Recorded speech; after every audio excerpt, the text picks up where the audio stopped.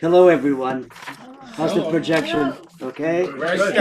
One step back, Fred, for those people on Zoom. Oh, yeah. And Thanks. for all Is the this good good? folks on Zoom. That's good. Is this All good right. for Zoom? Okay.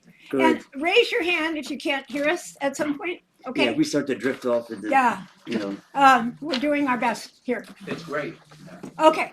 Well, So, well, I am Fred Marchant, and this is Martha Collins. And it's my privilege to be a kind of host, and more specifically, an interlocutor, someone to engage the author on various aspects of her new work, a collection of her prose pieces on and about poetry. Woodwork, essays, reviews, reflections from Tiger Bark Press is really quite astonishingly good to read. It is really a pleasure. I mean, it's not to say a turn, I was going to say a turn pager, a page turner. It's a turn pager. But I'm going to give a quick bio sketch of Martha's career and then make some overall remarks about the book. Martha's the author of 11 books of poetry, Casualty Reports in 2022, and Because What Else Could I Do in 2019 from Pittsburgh were her most recent ones. The latter won the William Carlos Williams Award from the Poetry Society of America. She has many awards, but one that needs to be said in this hallowed ground is that Martha is this year's 2025 Golden Rose Award recipient from the New England Poetry Club.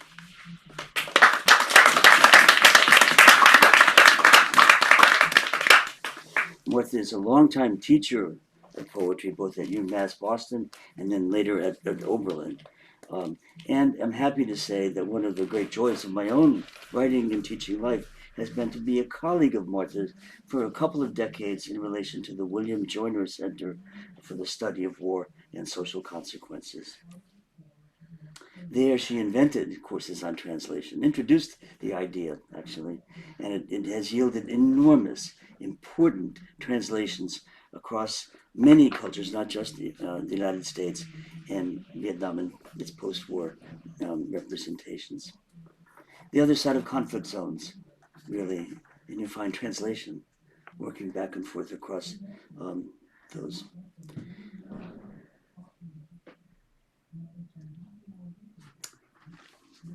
Martha actually asked me, oh, sorry folks, Martha asked me to cut back on the amount of bio stuff, but it has to be said, given what I just said, 5 volumes of translation from the Vietnamese. we're through with the bio now, right? All right, yes. I'm going to interrupt you in order to tell you more briefly that Fred Marchant is the author of 5 books of poetry, most recently Said Not Said, published by Grey Wolf and designated an honored book by the Massachusetts Book Awards. Fred is also the editor of Another World Instead, Early Poems of William Stafford, and co-editor of Tree Lines, an anthology of contemporary American poems about trees and forests. I hope and assume that all of these books are available, or at least some of them, here tonight. His poems appear in numerous anthologies and literary journals, including, most recently, The New Yorker and Aerosmith. He has published numerous essays and reviews and co-translated several contemporary Vietnamese poets, an enterprise we share. Fred is Emeritus Professor of English at Suffolk University, where he founded both the Creative Writing Program and the Poetry Center. He lives in Arlington. Wow, that was great. Thank you, Martha. Thank you. We rehearsed that. All right. What kind of book is Woodwork by Martha Collins? Why did the writer compose these essays and now assemble them into a book? Why do we read a book like this with such relish and delight and gratitude? Martha, What does this book teach us about the writer's vocation, possible the instead poet's of calling? an actual And reading. what is really the hard work Seems to inside the be a woodwork? discussion of her prose. Those are the questions that were on my mind as I began to read Martha's collection. I'm going to give you an overall impression and see if it can be sustained in the course of our conversation tonight. If you look at the table of contents, you see basic sections to this book. The first is a set of pieces called Beginning in Language. The second is a set of shorter essays, mostly reviews, commentaries on poetry, poems, and books. The third is about race research in relation to her poetry. The fourth, connected, is translation. And then finally, an eloquent sort of coda at the end about silence. What this richness and variety implies for me is the sense that while writing a poem is a solitary act, it is not done in isolation. It is not a function of pure self-reliance. Rugged individualism is, of course, a sort of self-serving, vague American myth. The truth is that with these essays, what you sense is collaboration, the practice of an art in relation to others who practice that art. What I want to call tonight, inevitably, a dialogue between one artist and another, even if it's in the silent domains of an essay and someone reading silently. To coin a phrase, it takes a village to write a poem, as well as raise a child. These essays show us how a poet can be in dialogue with those who have come before her and those who share time and space with her right now. And I've been thinking out loud to myself, maybe even writers of the future, readers of the future. Of course, they're in this somewhere.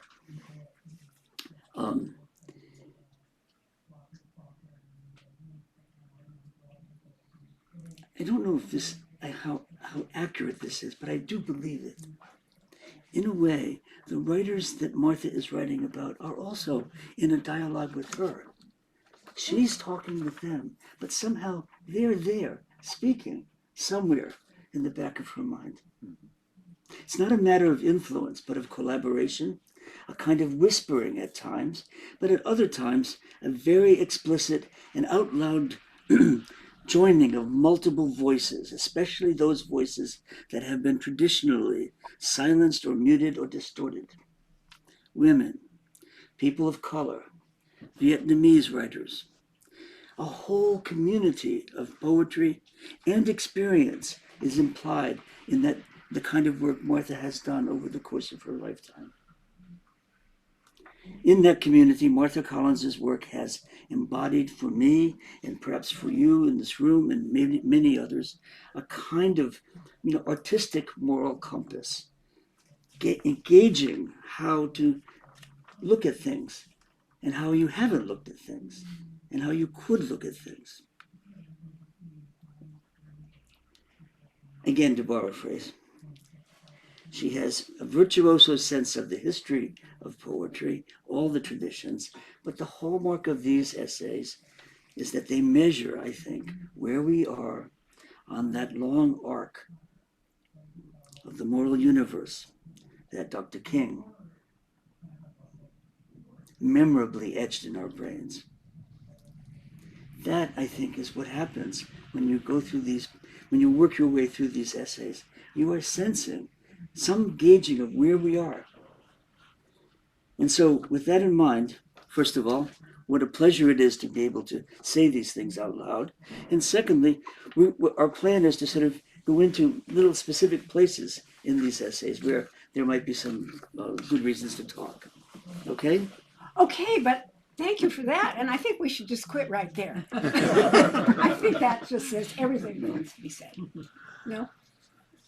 Not quite. Not quite. Okay.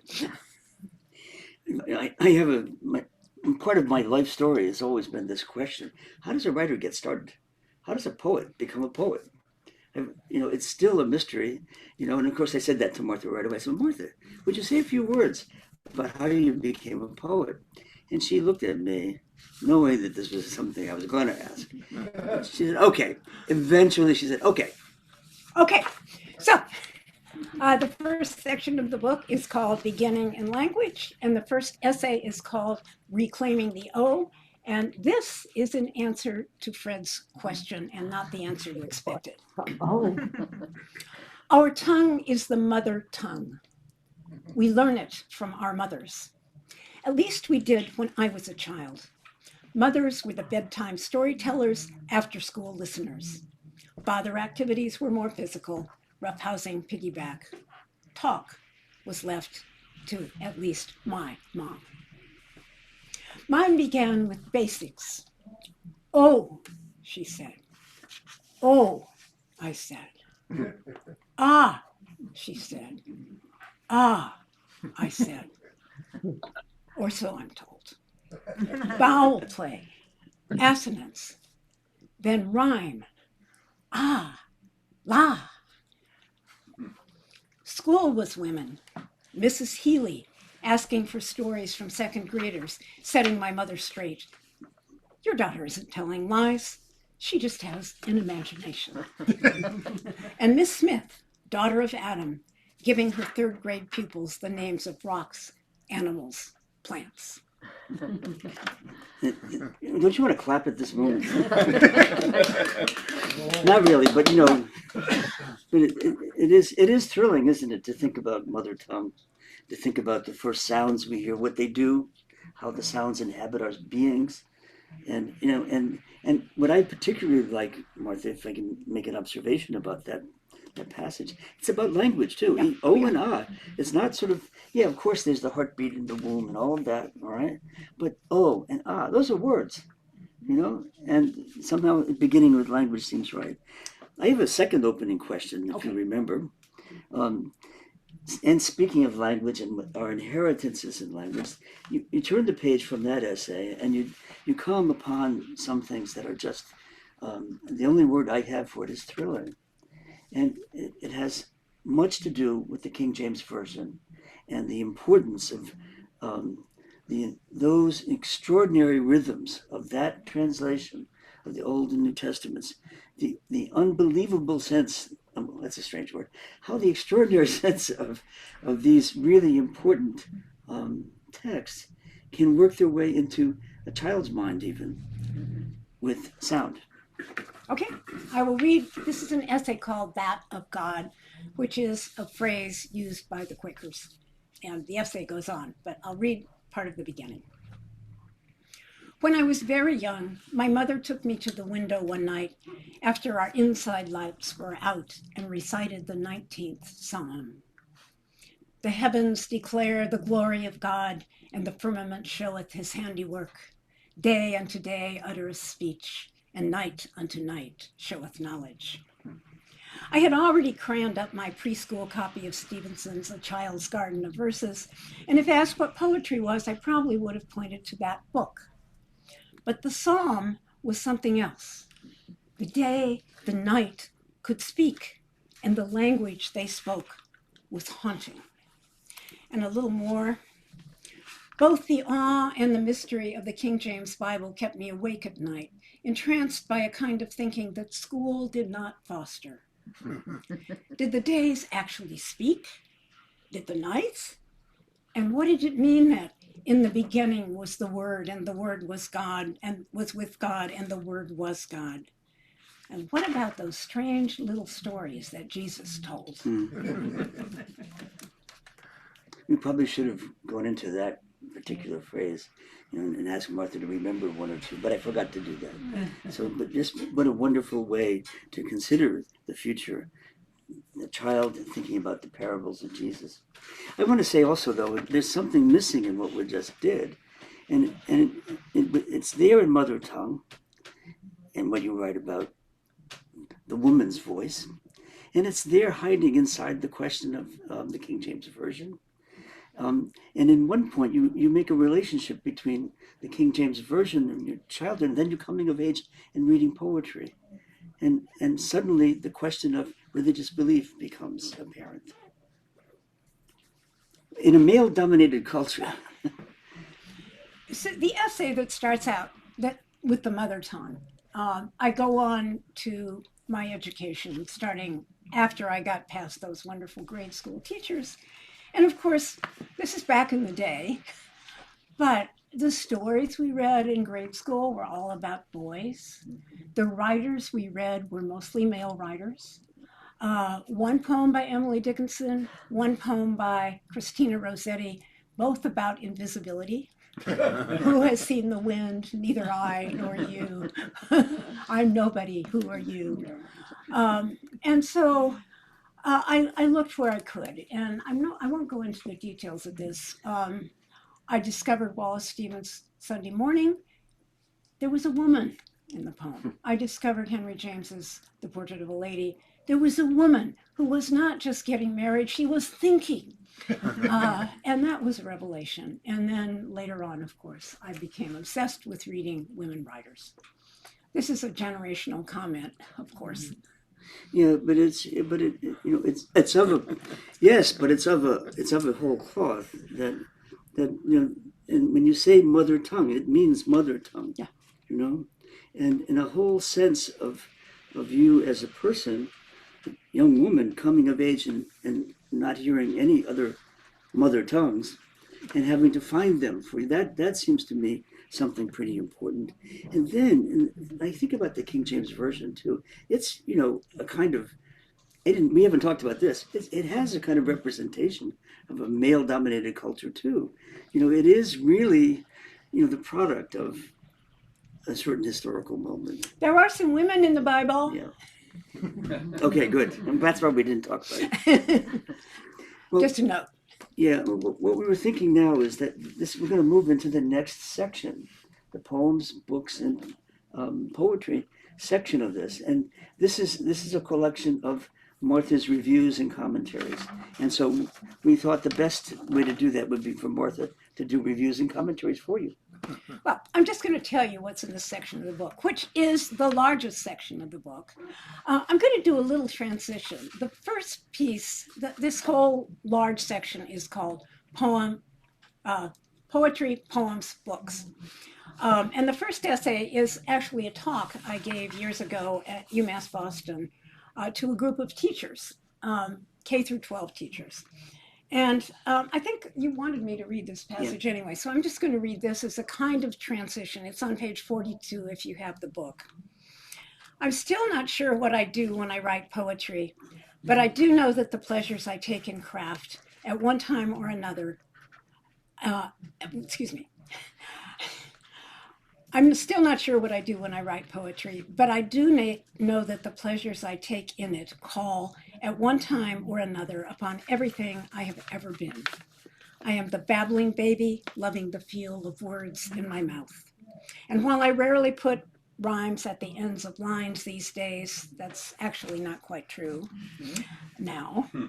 I experience a moment of unexpected pleasure when, particularly at a crucial point in a poem, one word sings out to another. I can feel it these days, the point when the primary process kicks in and starts spinning the words and thoughts around. I use that, but I'm also, and perpetually, the child taking in the world. I'm an adolescent daydreamer too, and I am, at times, the clear and rational lawyer I thought I wanted to be. I'm all of these people I've been, and at my best, I'm even more, if only because I contain more. So that's the introduction to the poetry section. There's a long piece on syntax in poetry that talks about Carl Phillips in the context of a lot of earlier poets, and I'll come back to syntax a little bit later.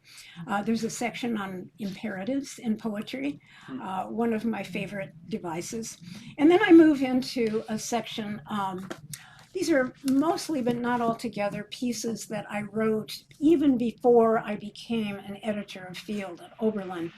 Oberlin had, Field magazine had these annual symposia in which people were asked to write about an individual poem. And that was really my introduction to Field and to poetry and ultimately to my job at Oberlin. But I love those pieces, and they are a way of focusing on some other things. The first one of those pieces is the title piece of the book called Word Work. And so one of the things that all of these pieces on poetry do is focus on formal attention to language, and innovation that give the book its title. And a lot of that is thinking about the word.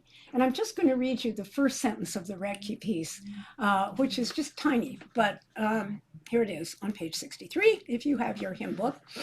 When I want an example of language doing its damnedest, its very best, if nothing else can do it work, I often think of one of the repeated lines of Theodore Recchi's The Waking, which is what this piece is about. I learn by going where I have to go. It's mostly the have that does it.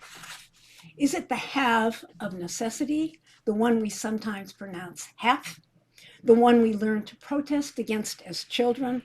Oh, Mom, do I have to?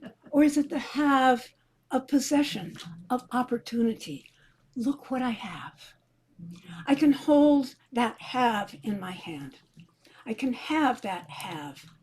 And it's precisely its indeterminacy that makes it so solid. There are a number of pieces that focus on language like that. Emily Dickinson, Alice Fulton. So that's one thing. Syntax comes up. A number of these pieces focus on research. There's the oldest piece in here is about a book by Peter Clapper that should be remembered all the time, and particularly now. He wrote a book called The Idiot Princess. I don't know if it's here. If it's not, it should be. I'll get you one. Which influenced me mightily. My piece about this was published in 1985 when I was barely a poet, but I watched him do research for that book. It's about the speaker of the poem is speaking to a cafe audience on the eve of the Nazi occupation of France. And I tell you, the relevance of that piece today is stunning. When I came upon it, putting this book together, I thought, oh, wow, Peter Clapper. So pieces on research, other books I reviewed dealing with research. And as I went on, first of all, I started, we'll talk about it in a minute, I started to get interested in race because of, we'll go through that, and started paying more attention to poets of color, as I've been doing for some time, but choosing them to review. As I noted, I was particularly keen on looking at works by women. So those are some of the choices that came up. And I think I would stand by my statements about all of these poets in this community that you talked about. They spoke to me. I learned from them. I learned from writing about them, and I continue to do so.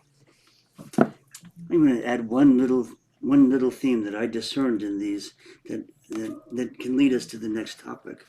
That in these reviews, Martha had a particularly good eye for principles and activities that we basically refer to as collage. The kind of juxtapositions of differential and differing concepts, people, things, language especially, a kind of fragmentation. And the collage itself, in her reading of these other writers, starts to play perhaps a bigger role in her own thinking about her own poetry. Certainly, it goes to the next topic, which is, well, let me see, how did I write it?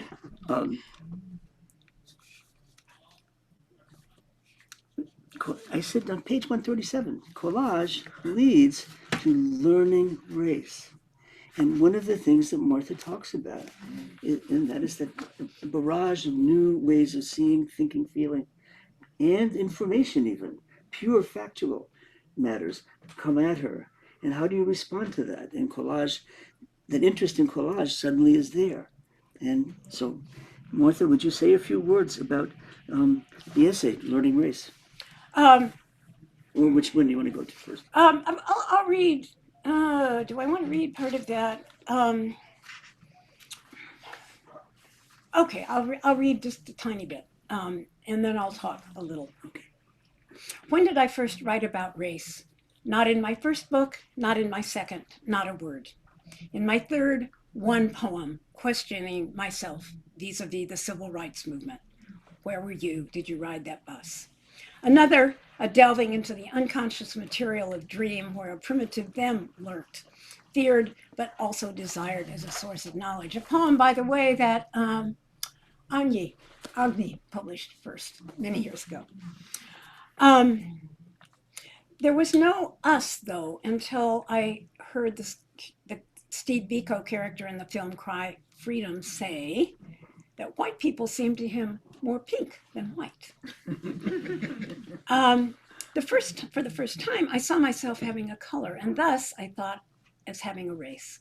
The poem I wrote in response, Pinks, begins appropriately with crayon colors. I had finally gotten to racial awareness kindergarten. But race did not become central to my writing until I discovered that the hanging my father told me he'd witnessed as a boy in Illinois was actually a lynching, its primary victim, predictably, a Black man. A year later, I started writing what ultimately became my book-length poem, Blue Front. Thank you. You want to talk about that? I want to take a deep breath. Okay. That Blue Front is, really an enormous achievement, both in terms of breaking through to it and also finding language to work with it. And it feels like an epic, although it's more broken in collage style, But it has that epic feel. And what does that mean to me? Well, it means that it's somehow the entire inside of a culture is starting to become visible. More than just the event, but all that surrounded the event. And both the specific moment in history and the history after the history. Martha says at one point in a nearby essay that when she realized that what had been thought of as a hanging was a lynching, that history entered my poetry. And that's a capital H. I think that really means that history is, as a way of thinking. And one last little thought on that one. That goes back to the beginning, that the typical American oblivion that we live in, the oblivion of the present tense. How everything is new or going to be new, and that history doesn't matter. But of course, here we are all very sophisticated, saying, I know history matters to me. Well, but still, there are so many ways in which history disappears in our culture, and that's what I mean. That's what I mean by that sort of sense of breaking through with a kind of epic sensibility, if not, the epic narrative. I'm going to Please reverse the thing you cited, and I also say that writing these poems has been a way of reading myself into history. I had grown up thinking, of course I learned about slavery, but I grew up in Iowa, which was very white. Slavery happened in the South, not in our North. So let me just pick up on your word about collage. There are a couple of sources of that. One is that when I started writing Blue Front, I didn't know very much. I saw these postcards. One of them was of a lynching that happened in Cairo, Illinois, that I knew my father had seen, although I thought it was just a hanging. And so I started doing research for the first time. And one of the things I discovered about doing research is, first of all, that I had to learn a lot more than I was going to use. When we write poems, we have our whole consciousness to work from. When you're dealing with something outside of yourself, if you just take the material factually and put it down, it's nothing. So I had to immerse myself in stuff. At the same time, like writing any other kind of a poem, I had to start writing before I knew what I knew, what I would eventually find out. So the book is full of a lot of questions, a lot of uncertainty. And the collage element partly comes up because I often didn't know something, and so I would break off. And I've been doing that some in my poems anyway, but I found myself doing that more. And increasingly, not so much in this book, but in two other books I wrote about race, one of which I'll mention in a minute, I was always intent on combining the historical and the personal.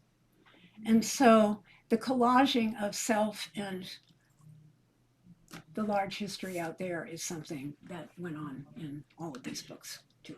And doesn't it seem also that that's connected to that larger sense of community that I mentioned early on, that there's this sense in which none of us are individuals alone, and at the same time, inside of us, we're very complicated with, babbling lawyers and Right. and rational babies. and historians. Right. Do you want me to do this? Do you think I should do this? I have a short piece about the second book I did about race is called White Papers. Yeah. And I did a lot of far-reaching research for that, partly into the history of places I lived, like Iowa, with my friend Stephen, and here. But I also wrote more autobiographically than I ever had. And do we have time? This will take about 5 minutes for me to read the poem. What time is it? It's 25 of. We're good. Should I do that? Okay. Stephen Rettiner is going to pass out copies of the poem, and I'm going to ask you to hold on to those while I read. And then I will read about the poem that you're getting. As I said, this is a good example of a poem that combines the personal and the historical. It's number 6 in this book of untitled white papers. It's part of a sequence. If you had read to number 6, you would know that the speaker grew up in Iowa. You would know that the first 8 words of this poem are a repetition of an earlier poem. And it would be clear that this is only one piece of a developing exploration of race. But I'm going to start not quite at the beginning, but almost, of the piece that's in this book about this poem after I read the poem. So follow while I read the poem and follow while I talk. They lived in the colored section of town, as if the white pages map had been crayoned, little squares inside the lines, as if they too had been covered with color, something added to what was given, i.e. ourselves who did not know, not even our teachers, that they were the given, that we were the altered, that we who still were they, there was no difference yet, lost our color, slowly erased it as we moved north where a distant sun could not get through. And on we went, making roads and maps of rivers and roads, assuming we owned it if we could draw it and color it in and give it a name. And still we are drawing lines and calling them borders and coloring in and naming people who shall not, must not cross, who live in the colored sections of our white minds. So hold on to that so you'll know what I'm talking about. While the identity of the they that opens the poem is clear, the we is a little shiftier.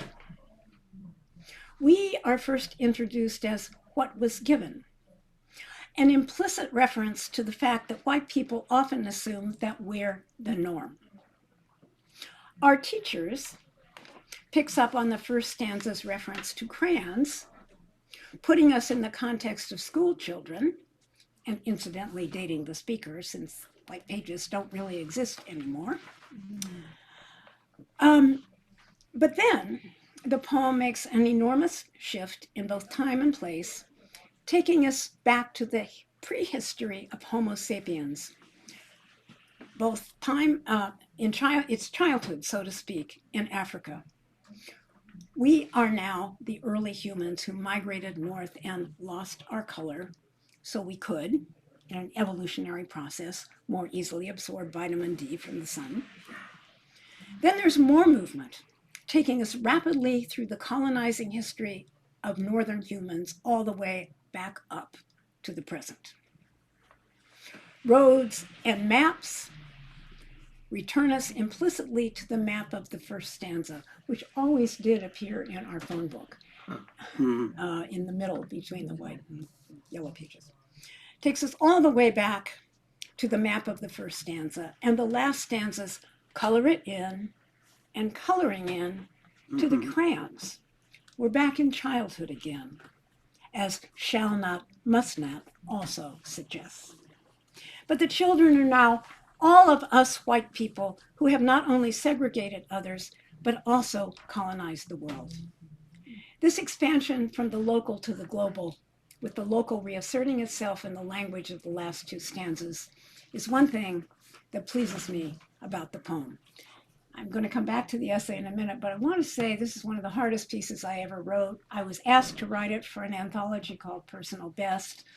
And what I'm doing in this essay is really what I do in the essays about other poets. I'm treating myself as kind of another poet.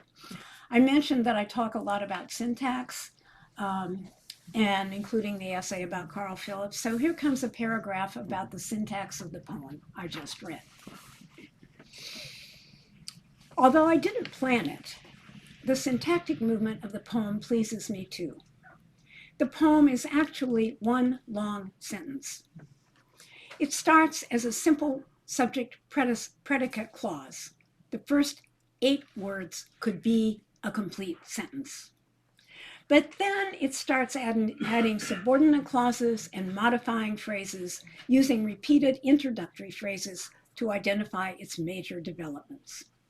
2, as ifs, to develop the colored of the first line. 3, that's, to explain what we did not know. And then a series of verbs that follow the we of that clause, lost, erased, and then movement verbs with a couple of back stitches to pick up the we. And on we went, and still we are. They have all but disappeared by now, as is appropriate to the subject, but they come back in the last stanza, introduced as we were earlier by 2 who clauses. What I've just done is something I didn't do as I was writing the poem. I've tried to diagram the sentence in words, mimicking the kind of diagramming teachers made us do when I was a kid. It occurs to me how much of being a kid is in this book.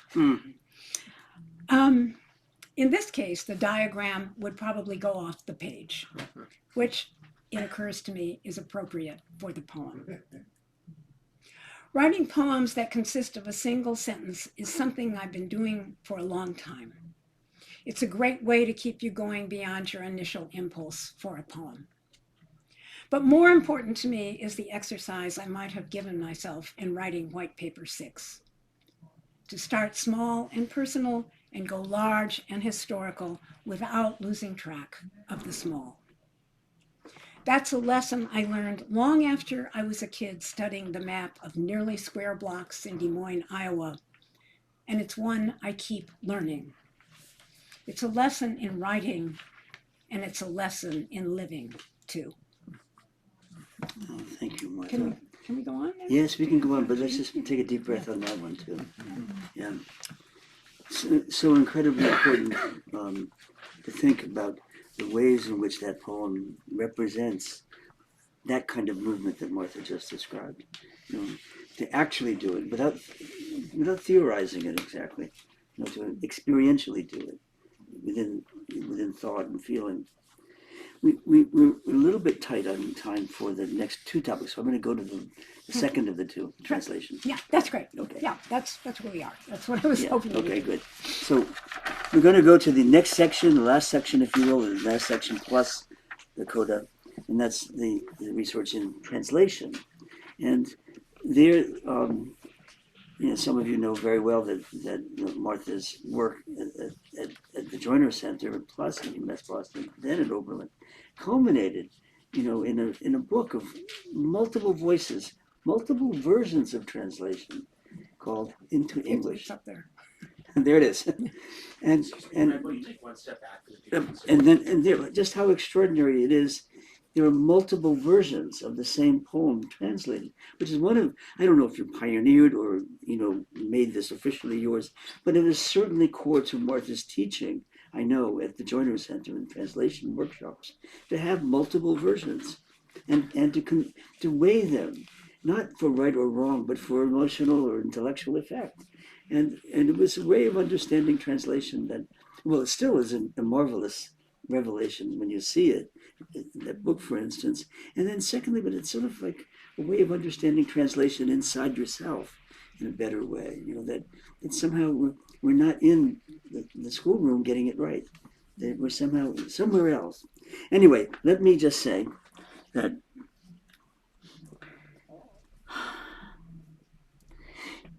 it's impossible for us to talk about the translation projects at the Joiner Center without talking about our Vietnamese friends. The Joiner Center sponsored and sometimes 4 writers for 2 or 3 months to be in residence at UMass Boston, sometimes 3, sometimes 2. And then there were other writers from other conflict zones that were sponsored for a relatively short but meaningful period of time.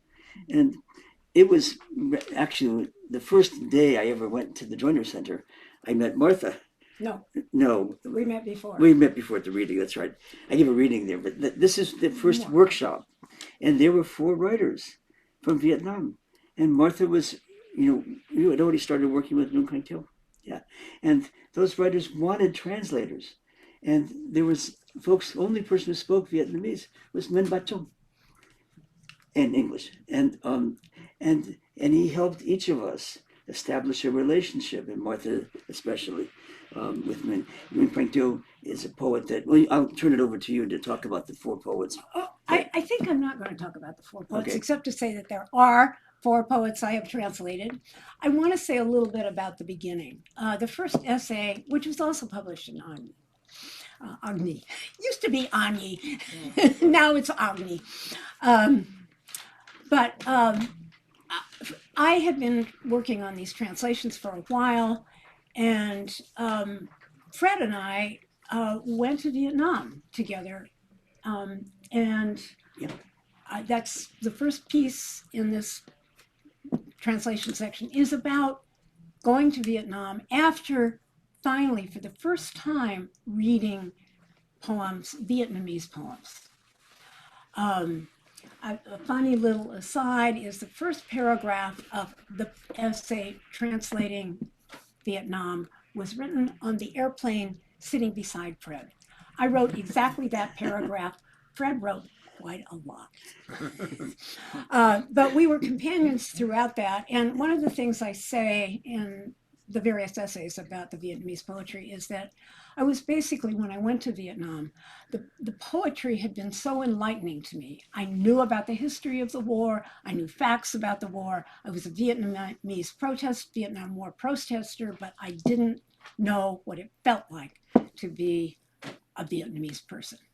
So I learned from that. And when I got to Vietnam and met with my poet that I was translating and saw the landscape, it was like learning the country inside out. I had learned the poetry, and now the poetry came alive. That's one thing I would say about this translation. Another couple of things I want to say about it, and then we'll kind of wind up here, I think. Thank you, Edward. At some point, I had a fantasy, which is stupid. There are other essays here about other poets also who are applicable to this little formulation. The fantasy was, during the Vietnam War, there were pictures on the front page of the newspaper of the war. The fantasy is, what if one of these poems by a Vietnamese writer had been there instead of the war picture?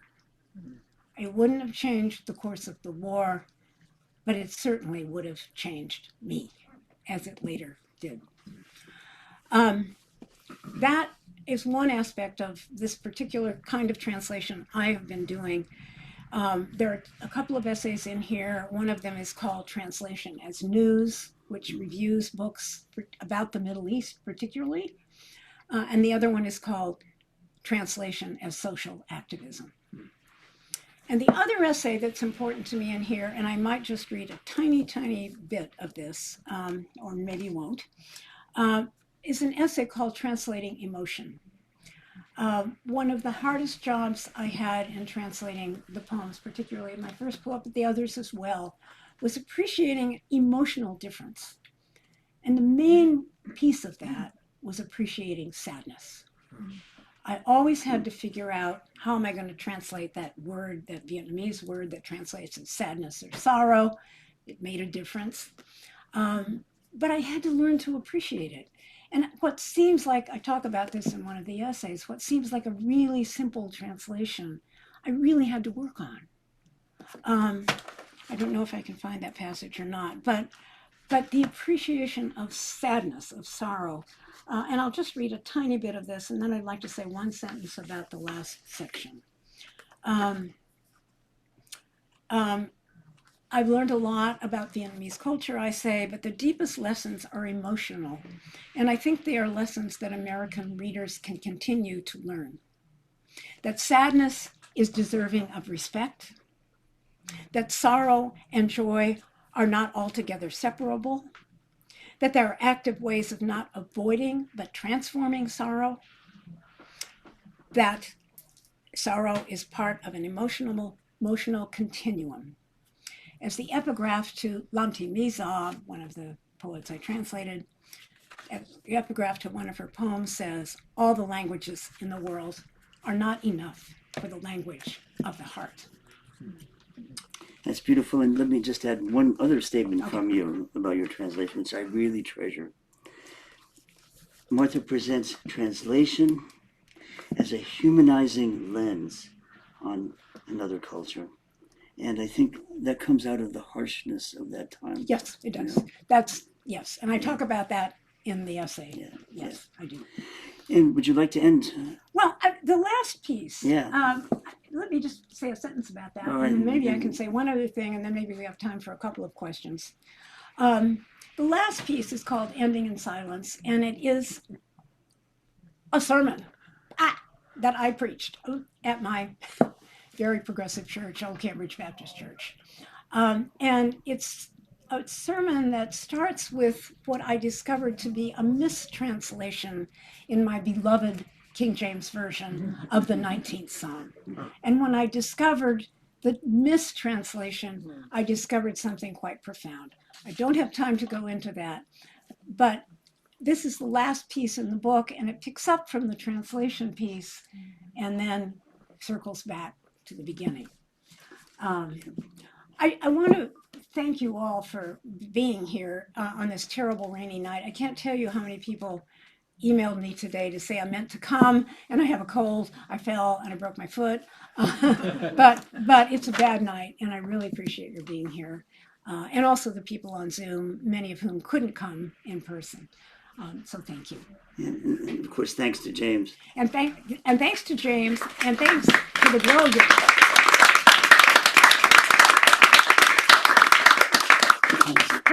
It's 10 of 8. It's particularly thanks because I had no idea that I could possibly do an event about this book. So, does anybody have any quick questions? If not, I will close. Can I close with the last paragraph? Yeah, I think that'd of be my great. introduction. All right. All of these essays reflect my love of poetry and my belief in it, in its importance as a channel for living and understanding. The close reading of poems is, I think, a practice for paying close and careful attention to the world and its many others, and countering the reduction of political and social discourse to bland repetition and vicious epithets. The urgency of this work is more important than ever as I write and read these words in 2025. We have work to do, and some of it is word work. Thank you.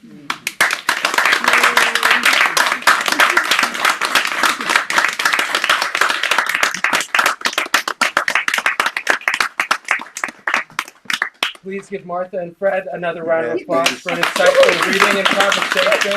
Thank you so much. Thanks to all of you. Thanks to everyone on Zoom. Hello. Hi, Zoom.